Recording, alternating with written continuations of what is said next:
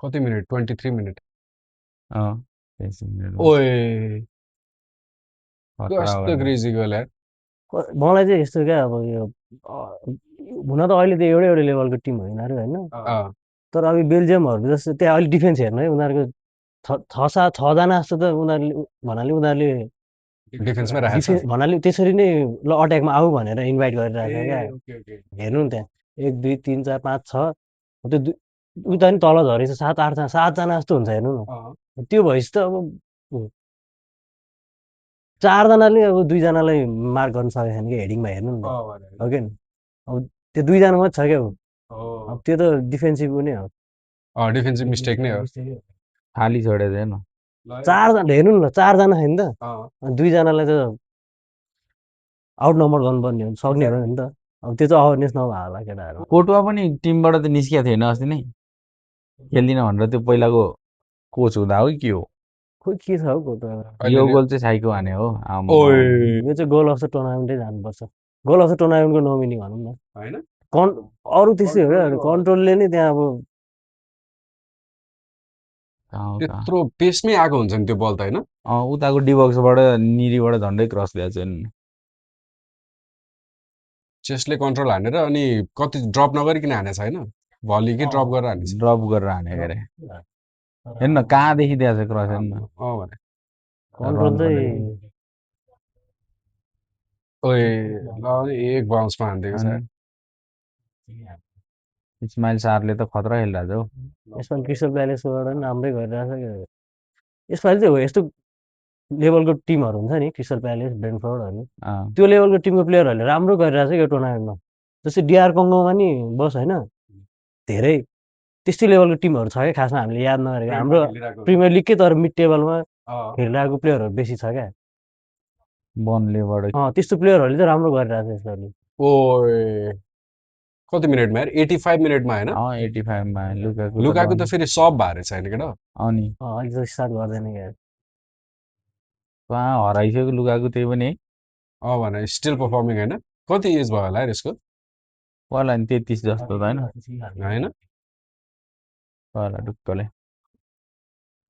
यो कोच पनि पहिला कहाँ हो त्यही त देखेको हो क्या कहाँ यसलाई देखेको कोच हो इन्टरनेसनल गरे जस्तो लाग्यो इन्टरनेसनलै गरे होला पहिला होला वर्ल्ड कपतिरै देखेँ होला वर्ल्ड कपतिरै देखे जस्तो लाग्यो तर इजी लुकाकोले एक्सपिरियन्सवाला तर यो सेनेगलले हेर न यतिखेर त मान्छेलाई डिफेन्सिभ मिस्टेक 85 सम्म कतिवटा डिफेन्स हेर्न यिनीहरूको नि यतिखेर यहाँ अँ मार्कै गर्न सक्दैन कस्तो गाह्रो सर्ट हान्ने छ तर हुन नि होइन भने लुकाकोले क्रुसियल गोलहरू चाहिँ हान्छ अब यस पछाडि त के मेन्टालिटी होला 15 मिनटमा जसरी नै एक गोल हान्नु पर्यो अनि मात्रै फ्लिप भयो क्या अब प्रेसर चाहिँ हो क्या प्रेसर है हो प्रेसर यता पर्न थाल्यो क्या अब है सेनेगललाई त ओभर प्रेसर हो एफकन विनर होइन सेनेगल फेरि यो पनि ओ हाउलरै हो नि किपरको किपरको है त्यो बल त उडेर गएको छ बिस्तारै किपरको ब्लन्डर भन्ने मिल्यो यसलाई किपरको ब्लन्डर डिफेन्सिभ पनि हेर्नु टेलिमेन्स लास्ट डल्ले छ क्या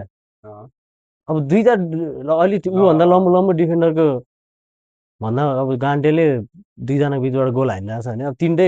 अब गोलकिपरको त फर्स्टमा मिस्टेक भइहाल्यो तर डिफेन्डर पनि हेर्नु न अब त्यो सानै हो क्या टिलेमेन्स त्यस्तो लम्बो होइन जस्तै त्यो हेडरै हान्ने खालको ऊ होइन क्या यो बेल्जियममा तर डल्ले डल्ले छ है धेरै त्यहाँ हेर्नु है टिलेमेन्स त्यहाँ हेर्नु न त्यो त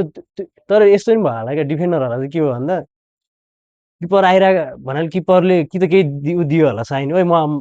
बल लिनु म आउँदैछु भनेर त्यो केही दियो होला उनीहरूले त्यो भएर नि त्यो हेडिङ मजाले देखाएन कि नभए गान्टे छ क्या त्यो टिलेमेन्स हेर्नु न ऊ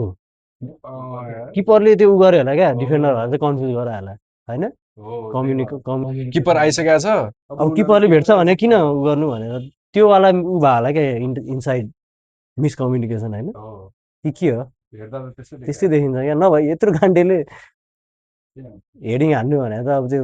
डिफेन्सिभ हाउलरले नि एक्स्ट्रा टाइम सुरु भइसक्यो होइन यहाँ पनि झन्डै छिराइदिन्छ क्या यसमै पेनाल्टी दिन्छ कि तर यो पेनाल्टी चाहिँ कस्तो वाला यहाँ चाहिँ पेनाल्टी कहाँ ह्यान्ड भएको म त देख ह्यान्ड होइन फल छ क्या त्यो टिलेमेन्सै को लाग्यो नि फ्याक्कै खुट्टामा उ भएको छ क्या ए त्यो अघि हामीले हेरेको हाइलाइट त्यो खुट्टा चक्का भएको वाला अँ ऊ यतापट्टि त्यसले हो त्यहाँ उयो हो यहीँ हो क्या त्यही फल ऊ त्यो लड्यो नि हो यहाँ ए पछाडिबाट आएर थाप्यो भने त कसरी थाहा पाउने भने प्लेयरले हो भने बिहारै है अँ, तर यसले हान्दो रहेछ नि त फेरि म त लुकाको अथवा डिब्रोने त सब आउट भइसकेको थियो क्या यति बेलासम्म न लुकाकुहरूले हान्छ नि त होइन केडिबी सब अँ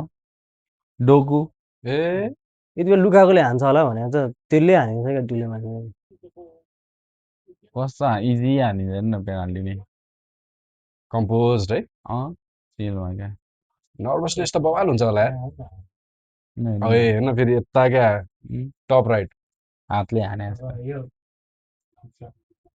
बेल्जियम अब कतिसम्म जाला त पोर्चुगललाई भेट्ला जस्तो एउटा पोइन्टमा होइन यस पछाडि कसलाई भेट्छ यिनीहरूले खोइ को छ त्यसपछि पोर्चुगल छ जस्तो लाग्यो क्या अँ, क्वार्टरमा चाहिँ पोर्चुगल भेट्छ पोर्चुगल जित्दै अफ्रिकन नेसन त यो राउन्ड अफ 32 मा गान्द्राङ गुन्द्रुङ गयो त हौ आइभरी कोस्ट गयो सेनेगल गयो देश कङ्गो गयो अब अल्जेरियाहरू बाँकी छ मोरोको बाँकी छ तर धेरै जस्तो नयाँ उयोहरूको त गान्द्राङ गुन्द्रुङ गयो नि ठिक छ तर अफ्रिकनले राम्रै गरेको थियो हुन त योपालि त्यस्तो डोमिनेट खाएको थिएन नि त यसपालि टफ टफ नै दिइरहेको थियो तर अब यसो नकआउटमा गएको थियो क्या अब ठुल्ठुलो टिमहरूले जसरी पनि जितिदियो